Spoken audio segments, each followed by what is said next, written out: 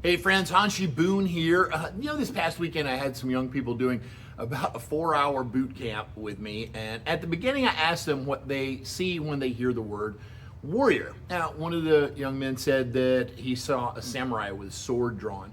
Another said that he saw a knight in shining armor. A young man said he saw a Viking with a shield and an axe. And we got several other answers, and all of them I can say were exactly what most people would think of as warriors. I personally can see all of those as warriors, but I also see some single parents trying to get by. I see some underpaid school teachers spending their own money for their kids in the classroom. I see some of our soldiers and law enforcement, EMTs and firefighters. I see some of our everyday people just fighting their way through the slog to try to provide for their families. Those are all warriors in my eyes. Now, I asked the young people in class what they thought all of those warriors that they pictured had in common. It took a while, but they all came to the conclusion, aside from the armor and the weapons and the fighting talents, that the true warrior had something special: perseverance. They would never quit fighting until they were just no longer able to go on. Now, in history, from Marcus Aurelius all the way to modern athletes and business moguls, one of the most important traits for success has always been perseverance, which is basically to never quit, to never give up.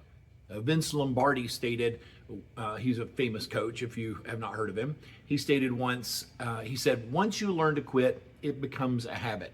I think that's true. Now, there are three people involved in children doing martial arts, and each has their own goals for the child. For the child themselves, their goal is just to have fun.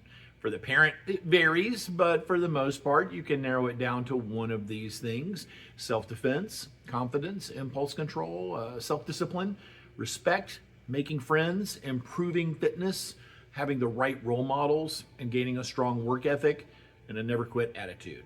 For us instructors, we will seldom admit it out loud, but here it is. Our goal is to provide a pathway for our students to gain self-actualization and personal fulfillment.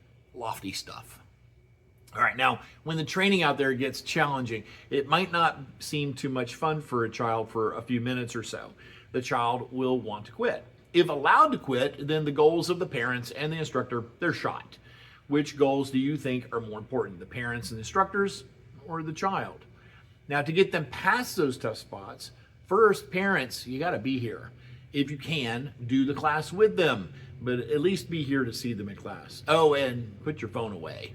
They will look over at you in times in class, making eye contact and giving them a smile and a thumbs up. It says something to your child. It says, you are important to me, and this training is important enough that I'm here supporting you. However, if you're getting your next high score in Candy Crush, it sends a very different message to the child. Now, second, make sure before class they're doing something maybe not so fun. Asking them to put up their tablet is a lot tougher than saying, finish the dishes, then we're going to go to karate. And finally, let the instructor know when you struggle to get them here. A short conversation and a little booster class throwing some fun techniques can really motivate a child and encourage them to continue. Now, challenges are expected. If impulse control, confidence, self-discipline, and especially perseverance are some of your goals for your child, then it's almost imperative that they run up on some challenges and get past them with your help for them to learn those things. The path to excellence is tough, or it wouldn't be worth it, would it? No matter how tough it is, no one ever says, "Darn you, mom and dad, for helping me earn my black belt." See you in class. Hanshi out.